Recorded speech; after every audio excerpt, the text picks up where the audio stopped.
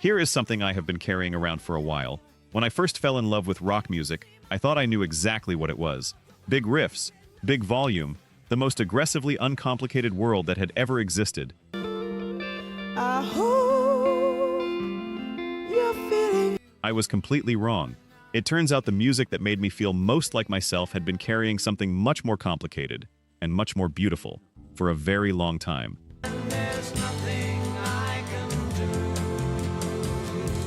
And some of what I found when I started digging is going to change how you hear it. I promise you that.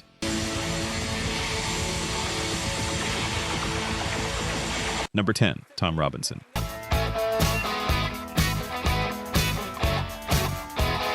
I want to start here because Tom Robinson is one of the most important names on this list and also one of the least remembered, and that genuinely bothers me.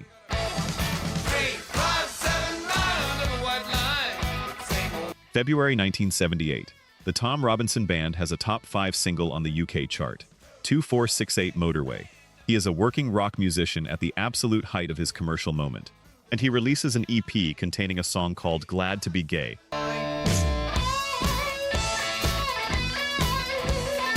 Not as a quiet side project, not as a careful experiment, as the follow-up to a top 5 hit. BBC Radio 1 refused to broadcast it on the Top 40 chart show. They would not put it on the countdown. John Peel defied the ban and played it anyway. 3, 5, 7, 9, and on Capital Radio's listener-voted chart, it sat at number 1 for 6 consecutive weeks. Here is what you need to know about Tom Robinson. He grew up in Cambridge, became involved in the gay scene, and embraced the politics of gay liberation, which linked gay rights to wider issues of social justice.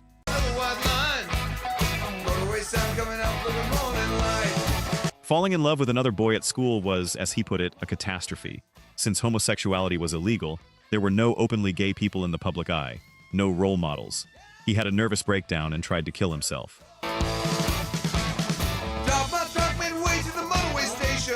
He swore that if he ever achieved a successful musical career, he would try to be the role model he never had.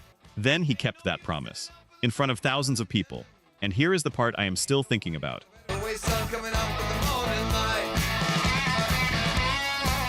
He once stopped the song mid-set at a sold-out show, 4,000 people at the Hammersmith Odeon, and kissed his keyboard player on the lips.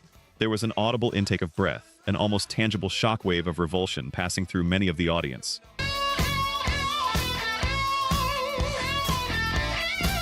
Two beer boys who moments earlier had been singing along turned to one another and said, "You know what? I think these geezers are bent." He did it to prove he meant every word. And he did.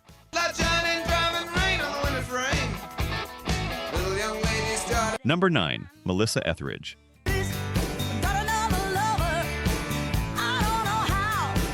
In early 1993, at a gay and lesbian celebration of the inauguration of President Bill Clinton, that temporary kind, tell me how will I ever be? Etheridge announced to the crowd what many of her most devoted fans had assumed.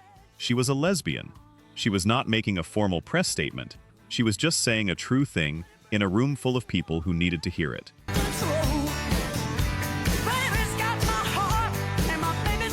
Here is the thing about what came next.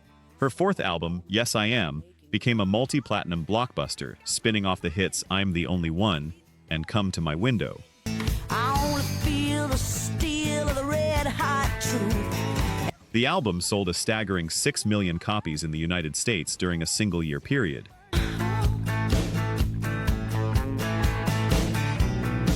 She won 2 Grammy Awards.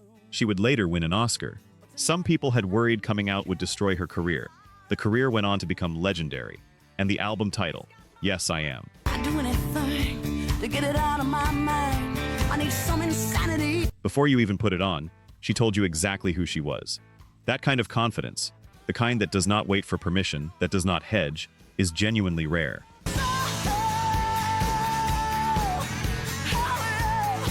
And it is entirely audible in every song she made from that moment forward.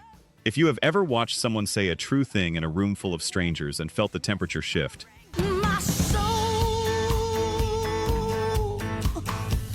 you already understand what that room in January 1993 felt like, even from this far away.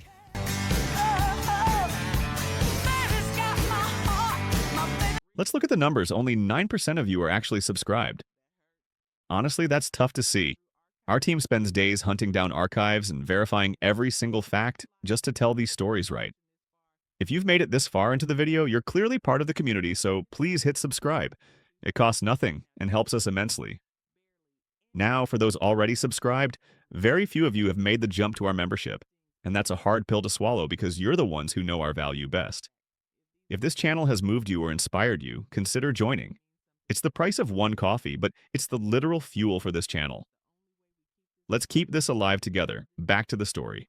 Number 8. Marc Bolan, T-Rex.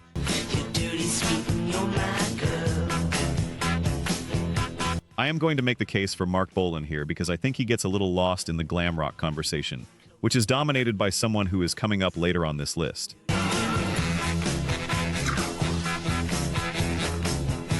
But let me tell you about Bolan first, because the case is good.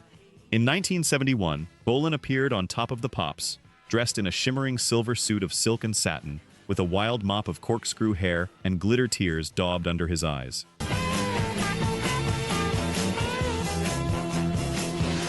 This is considered the official beginning of the glam rock era, with other artists taking inspiration from Bolan's androgynous approach to dressing.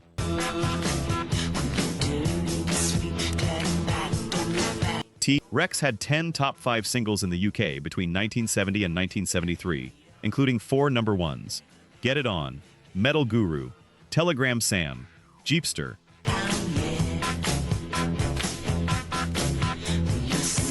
This is not a cult band. This is the biggest pop act in Britain at that moment. In 1975, Bolan confirmed in an interview that he was bisexual, admitting to having had relationships with both men and women throughout his life.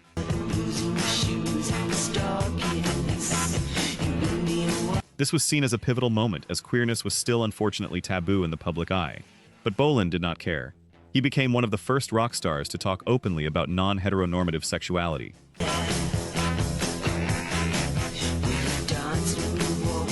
And here is what I think about most. His manager Simon Napier Bell believed Bolan was more gay than straight. He said all the figures he admired were men, and I think he admired them to the point of finding them sexually attractive. You just smiled. I know you did because I did the same thing when I found that.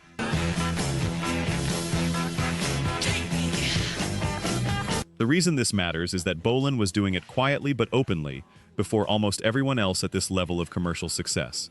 He did not agonize publicly about it. He just existed in it.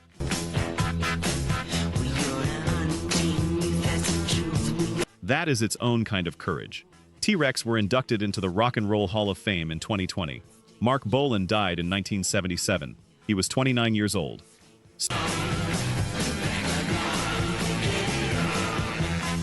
Number 7. Gerard Way, My Chemical Romance.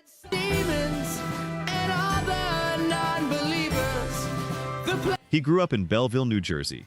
As a teenager, he went to school in drag. When My Chemical Romance started building its audience in the early 2000s,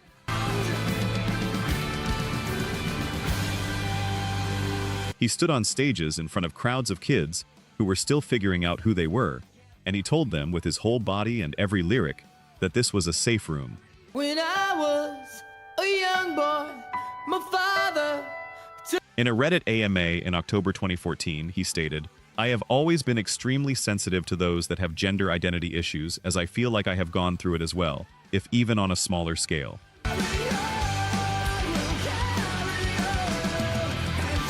I have always identified a fair amount with the female gender and began at a certain point in MCR to express this through my look and performance style. So it's no surprise that all of my inspirations and style influences were pushing gender boundaries. Freddie Mercury, Bowie, Iggy, early glam, T-Rex. Masculinity to me has always made me feel like it wasn't right for me." One day, I'll leave you a phantom to leave. In an interview with Paper Magazine, Way opened up about his sexuality, saying he'd never been one for labels, but that queer felt right. It covers a lot of territory. It just feels like the right fit.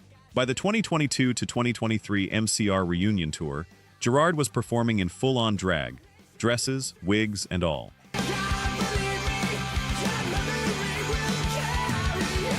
Here is the thing about the emo scene in the early 2000s. It claimed to be about emotional honesty, and a lot of it was still trying to enforce a very specific kind of masculinity at the same time.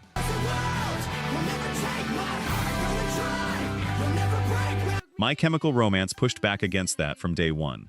Songs about being an outcast, about surviving the version of yourself the world tries to make you become, about finding people who see you. A lot of kids who were still finding the language for what they were going through found those songs first. I know you have had a version of this experience. The specific songs might be different, the feeling is not.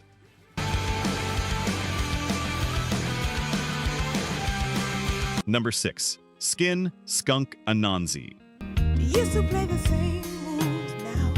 We're on a special mood. Here is the thing about Skin that gets lost sometimes. 1994, British rock is dominated by Britpop. Oasis, Blur, Pulp, almost entirely white, almost entirely male, operating in a very specific lane. Just because you feel good. Into that world walks Deborah Ann Dyer, known as Skin, an openly queer black woman heading a band that thrived in the whiteness of the 90s English rock scene.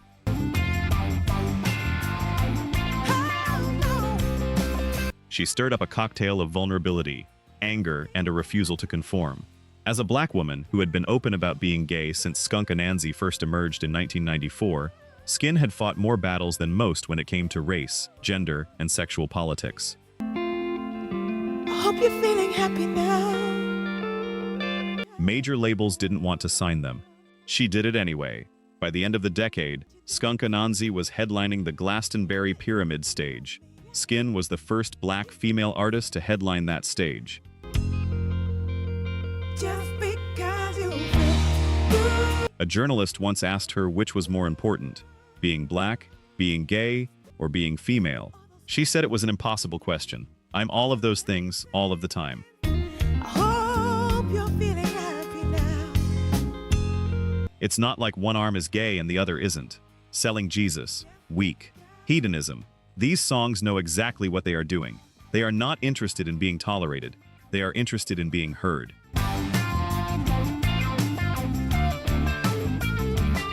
Skin was appointed an officer of the Order of the British Empire by King Charles in February 2023.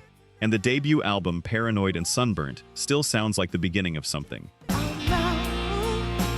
Just because you feel good. That is the rarest quality a record can have, making you feel like you are there at the moment it all started.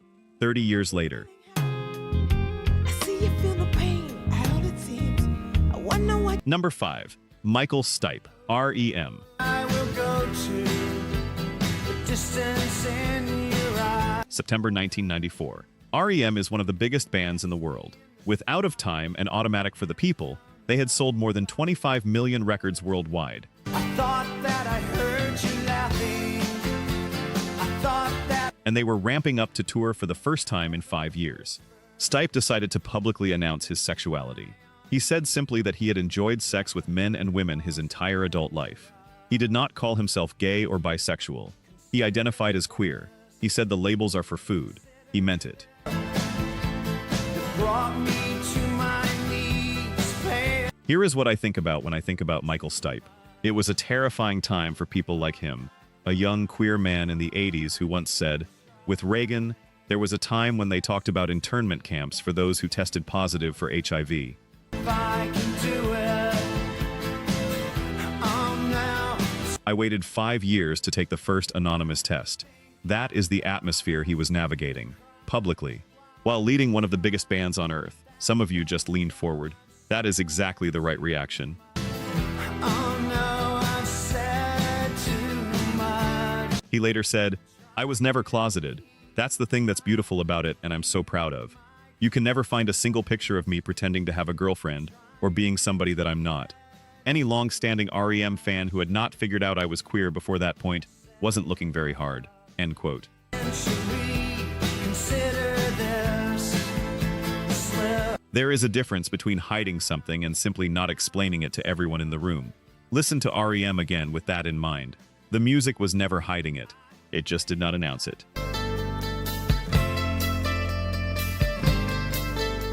20 years after coming out, he wrote in The Guardian, "These 20 years of publicly speaking my truth have made me a better and easier person to be around. It helped develop the clarity of my voice and establish who I would be as an adult." But Number 4, Lou Reed, Walk on the Wild Side, 1972. Get started, we go home. I want you to think for a moment about what that song actually is. It puts names to real people from Andy Warhol's Factory, Holly Woodlawn, Candy Darling, Jackie Curtis, Joe D'Alessandro, trans women, queer figures, New York Underground.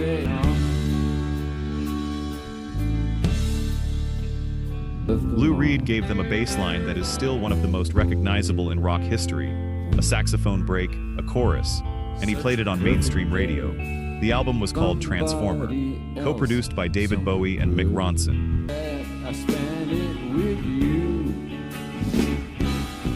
Released November 1972, the BBC played it. Radio stations across America played it. Nobody stopped it. Maybe they did not understand what they were playing. Maybe they did not care. Maybe Lou Reed had figured out that if you put something beautiful enough in front of people, they will follow it somewhere they did not expect to go. Reed was bisexual throughout his life.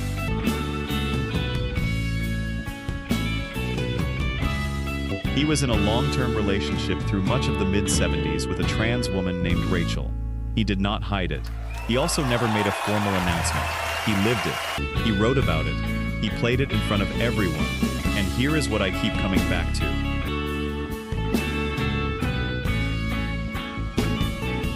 Holly came from Miami, FLA, hitchhiked her way across the USA. That is the whole verse. He named her. He put her in a song. In front of everyone. In 1972, some of the most radical things ever done in rock music did not come with a manifesto. They came with a melody and a decision to say someone's name out loud when the world was still pretending the person did not exist. The record is still out there. The names are still in it. Just a perfect day. Number 3, David Bowie. Helmet on. Ground control. January 22nd, 1972. David Bowie sits down for an interview with Melody Maker. He has not released the Ziggy Stardust album yet. His hair is wild. His boots are 3-inch red plastic. And he says to journalist Michael Watts, "I'm gay, and I always have been, even when I was David Jones."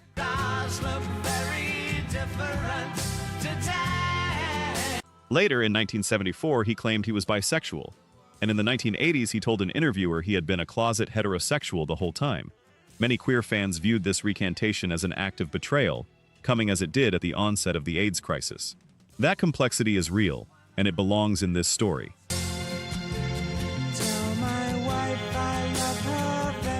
But here is what I know. Tom Robinson, who is number 10 on this list, who grew up believing he was the only gay person in England, said directly that David Bowie's coming out gave him, as a queer teenager, something he had never had, proof that he was not alone.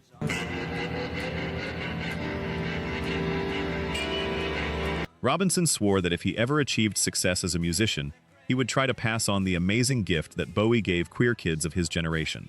Bowie's words in that January 1972 interview made it possible for Tom Robinson to survive long enough to do what he did in 1978. That is the reach of a single sentence said in front of a journalist.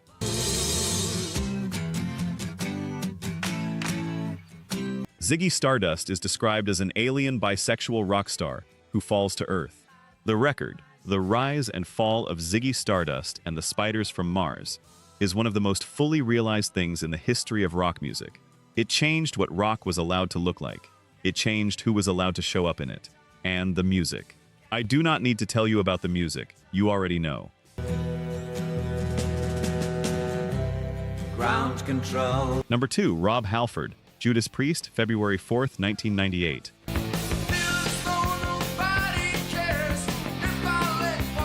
Rob Halford is at MTV in New York City, promoting the debut album from Tu Wu, his new industrial metal project with guitarist John Five.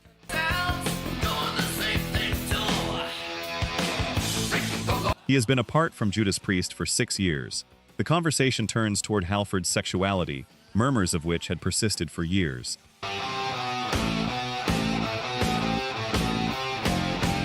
In the casual course of the conversation, talking about the music, the direction, the feelings, Halford said something to the effect of, "Well, speaking as a gay man," and then he heard the producer's clipboard bounce off the floor.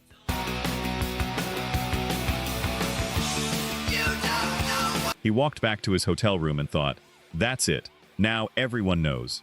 This is the one I mentioned at the beginning, the unplanned moment. The thing said in the middle of an ordinary conversation that changed everything. And I told you it was worth waiting for.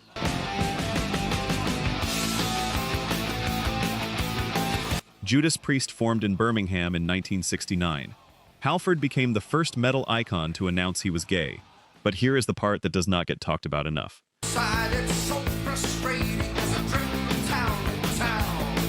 The leather and studs visual identity that Halford had assembled for himself, from the gay leather bars of Birmingham and elsewhere, had become the visual identity of heavy metal itself.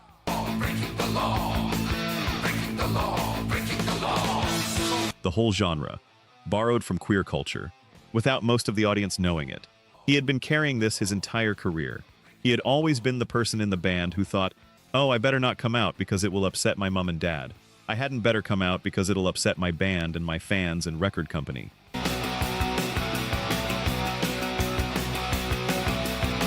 He had been with his partner Thomas since 1995.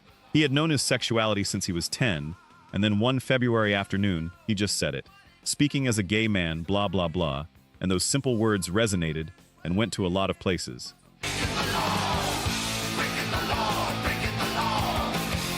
The Judas Priest fan base's reaction? All the fans were like, well, we always thought you were gay anyway. Heavy metal is supposed to be the least expected home for a queer icon, and Rob Halford is one anyway. That is exactly the kind of thing I love most about this music.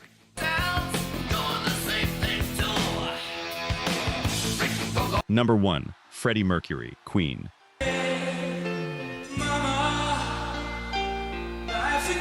You know this one. We all know this one. But sit with me for a minute because the story behind it makes the music sound different on the other side of it, in the best possible way.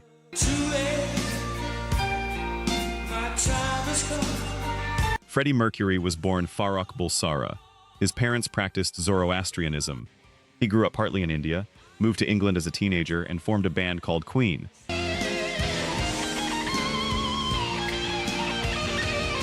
And somewhere between all of that and the stage at Wembley in 1985, with an audience of hundreds of thousands and more watching on television, he became something rock music had never quite produced before. Freddie Mercury was bisexual. He had been engaged to Mary Austin, who he met in the early 1970s.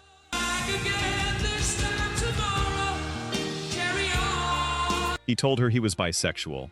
Her response was that she thought he was gay. They maintained a deep, lifelong friendship after their romantic relationship ended. He called her the love of his life. He became godfather to her eldest son when she remarried. He left her his home and half his estate.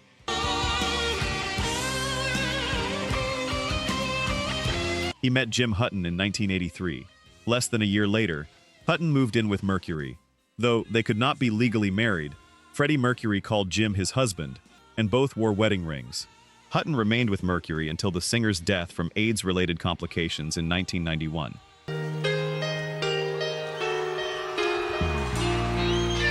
Mercury was cremated with the gold wedding ring Hutton had given him. He never gave a formal coming-out interview. He never made a press release about who he was. He cultivated a flamboyant stage personality but was shy and retiring when not performing, particularly around people he did not know well, and granted very few interviews.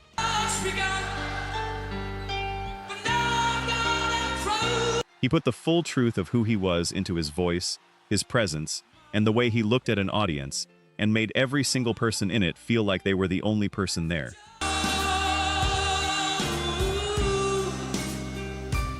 On the day before his death, the band's manager released a statement on Mercury's behalf confirming his AIDS diagnosis and asking that everyone join the fight against the disease.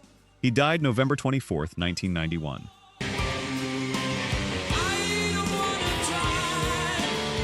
And here is what I want to leave you with. Not one performance, not one record, not one lyric. There was never a single moment, on stage, on record, in front of any camera, where Freddie Mercury seemed afraid to be exactly who he was. That is rarer than any of the awards, any of the records sold, any of the chart positions. He just showed up, as himself, completely.